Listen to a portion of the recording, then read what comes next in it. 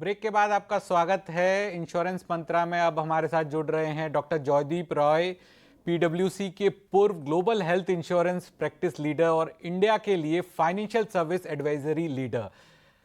तो जॉयदीप जी, बहुत बहुत शुक्रिया आज हमें वक्त देने के लिए। आज आप हमारे स्टूडियोज़ में आए और कई सारे दर्शकों ने भी हमें सवाल भेजे हैं। हमारे दर्शकों को कहना चाहता हूं कि अगर आप और भी कुछ सवाल भेजना चाहते हैं तो हमारा व्हाट्सएप नंबर स्क्रीन पर फ्लैश हो रहा है 7045616848। इस नंबर पर आप अपनी इंश्योरेंस से जुड़ी हुई जो भी क्वेरीज है भेज सकते हैं। सर, सबसे पहले तो आपसे अब जो अनाउंसमेंट हुआ है जीएसटी रिडक्शन का, इसे आप कितना बड़ा देखते हैं? और लोग ज़्यादातर सवाल जो हैं उसी से जुड़े हुए। मेरा पर्सनल सवाल भी है।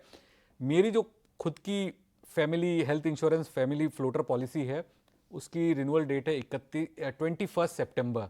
मैं कह रहा हूं भाई 22 को रिन्यू कराओ, मेरी वाइफ कह रही नहीं 21 से पहले कराओ। सर, तो दोनों में कौन सही है? पहली बात है अनुराग, शुक्रिया। आपको शुक्रिया बोलने की ज़रूरत नहीं है क्योंकि अभी तो मैं पीडब्ल्यूसी से रिटायर कर चुका हूँ। वक्त देने के लिए बहुत वक्त है।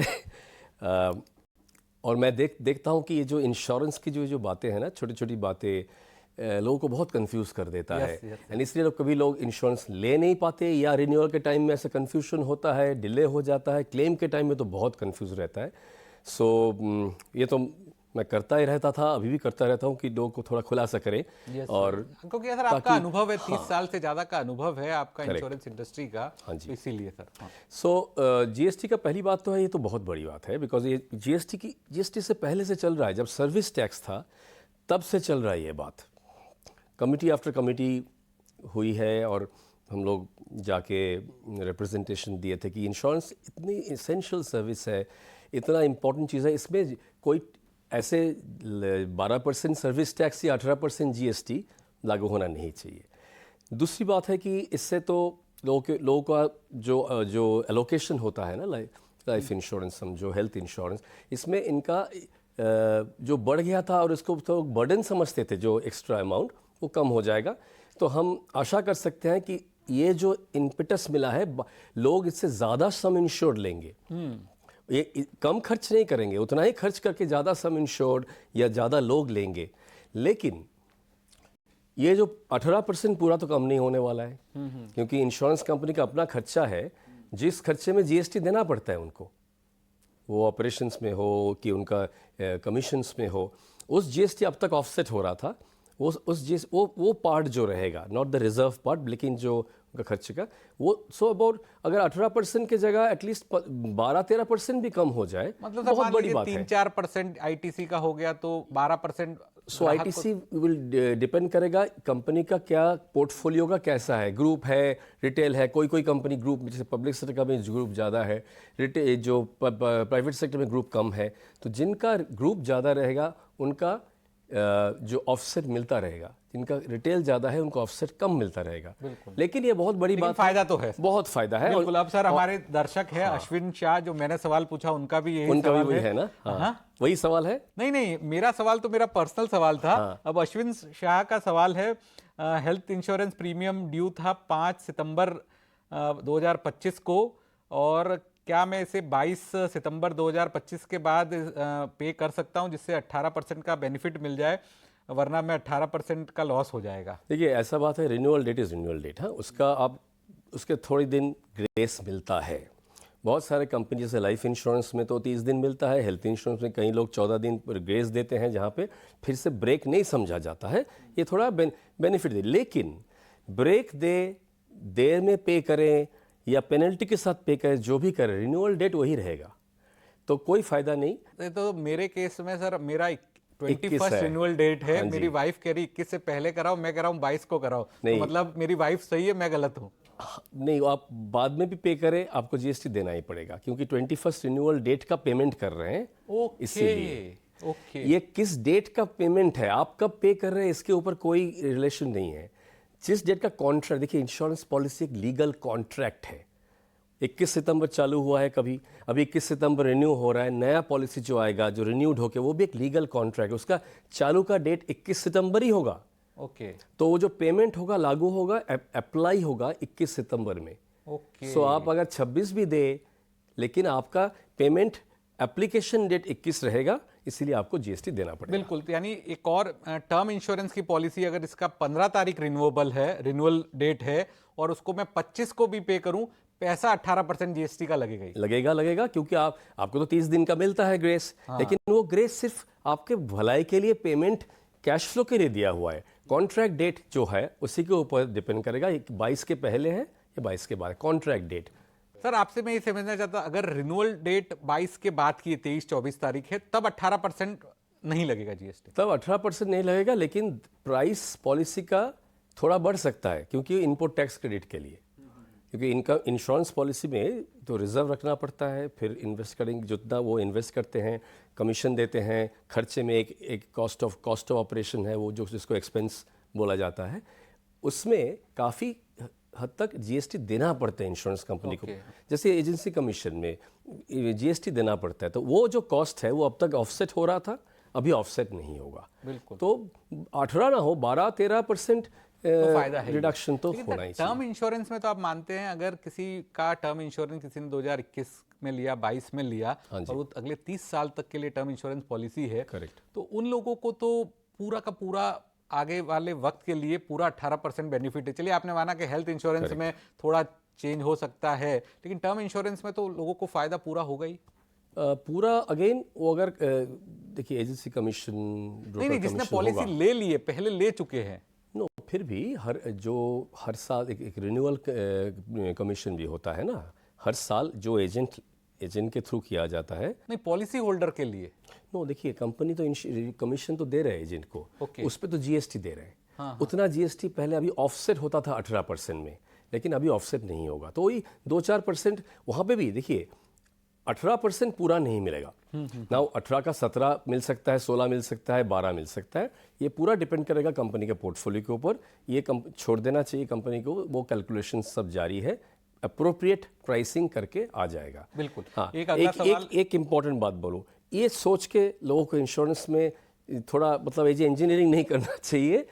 जैसे आप बोले 30 साल का पॉलिसी है, अब 30 साल का देखिए, आगे वाला देखिए, पीछे वाला मत देखिए। बिल्कुल। अगला सवाल है सर सोमनाथ का, वो बोल रहे हैं कि 6 लाख का मेरे पास कवर है कंपनी से, क्या मुझे 10 लाख तक का कवर लेना चाहिए? तो आज के ज़माने में तो सर 10 लाख ये तो हेल्थ इंश्योरेंस में समझ ले रहा हूँ, ये 10 लाख तो मिनिमम, मतलब मैं तो बोलूँगा कि जितना ज़्यादा कवर ले, आज के 3 करोड़ तक कवर मिलता है। तो बात एक ऐसा है ना, हमारे देश में एवरेज कॉस्ट हॉस्पिटलाइजेशन का, हर एक इंसिडेंट का जो सिवियरिटी बोला जाता है वो बहुत कम होता है, वो 1.5 लाख, 2 लाख, 2.5 लाख में होता है। सो पहला 1, 2, 4, 5 लाख बहुत एक्सपेंसिव होता है इंश्योरेंस, क्योंकि वो बार बार होता रहेगा, क्लेम्स प्रोसेसिंग कॉस्ट। लेकिन अगर ज़्यादा कवर ले, ऐसा नहीं है कि मल्टीप्लाई होता है। उनका 6 लाख है, वो अगर 60 लाख का ले, ऐसा मतलब नहीं कि वो 10 गुना होगा, प्रीमियम बहुत ही कम बढ़ेगा। तो मेरा सलाह यही रहेगा कि उनके उम्र पता नहीं, बट अगर यंगर उम्र हो, जितना ज़्यादा मिलेगा उतना ले लीजिए, स्टॉप अप भी कर लीजिए, करके अभी ले लीजिए, जब मिलता है ले लीजिए, जब चाहेंगे तब शायद मिलेगा नहीं। बिल्कुल। एक राहुल का सवाल है सर, हमारे फ्रेंड को कैंसर है, 48 साल की उम्र है, किस तरह क्या पॉलिसी लेनी चाहिए? उसके रिलेटिव को भी है, फीमेल है, उनको भी पॉलिसी मिल सकती है क्या सर? जो एज 48 साल 53 साल की एज में कैंसर के ट्रीटमेंट की पॉलिसी कंपनियां देती है या? हाँ, ज़रूर। आजकल बहुत सारे कंपनी अभी कैंसर का एक चीज़ होता है कि पूरा कंप्लीट रेमिशन अगर रिपोर्ट मिले कि इनको ट्रीटमेंट हो चुका है, पूरी तरह रेमिशन हो चुका है, कंप्लीट रिकवरी हो चुका है, उसका सर्टिफिकेट मिलता है हॉस्पिटल डॉक्टर से। हाँ, उनको तो टेस्ट करते जाना है, मन में डर रहेगा, लेकिन वो सर्टिफिकेट लेके लोग ले सकते हैं पॉलिसी। उसमें शायद वो वाला डिजीज़ को निकाल देंगे वो एज एन एक्सक्लूशन, क्योंकि वो डिजीज़ फिर से रिकर करे, क्योंकि वो जाना हुआ है। इंश्योरेंस सब अनजाने चीज़ के लिए है, लेकिन उनको बाकी पॉलिसी मिल सकता है, उनको थोड़ा ढूंढना है किसी ब्रोकर के थ्रू। और दूसरा चीज़ है, उनके जो फैमिली मेम्बर हैं उनको तो कोई प्रॉब्लम नहीं है। हाँ। तो इसमें कोई सवाल मतलब आता ही नहीं है, ज़रूर लेना चाहिए। बिल्कुल। सर एक चीज़ आपसे समझना चाहूँगा, सुपर टॉपअप को लेके एक सवाल है अंकित का। अंकित पूछते हैं कि सुपर टॉपअप क्या ज़रूरी है, लेना चाहिए, या सिंपल पॉलिसी लेनी चाहिए, या सुपर टॉपअप का क्या महत्व है? ये सुपर टॉपअप का दूसरा नाम है इंश्योरेंस पार्लेंस में डिडक्टेबल पॉलिसी। मतलब कुछ हद तक इंश्योरेंस कंपनी बोलते हैं यहाँ तक आप रिस्क लो, उसके ऊपर हम लेते हैं। ना वो जो छोटा रिस्क है वो कंपनी का कवर हो सकता है, अपना भी छोटा पॉलिसी रह सकता है, और यानी कि कुछ भी नहीं हो सकता है।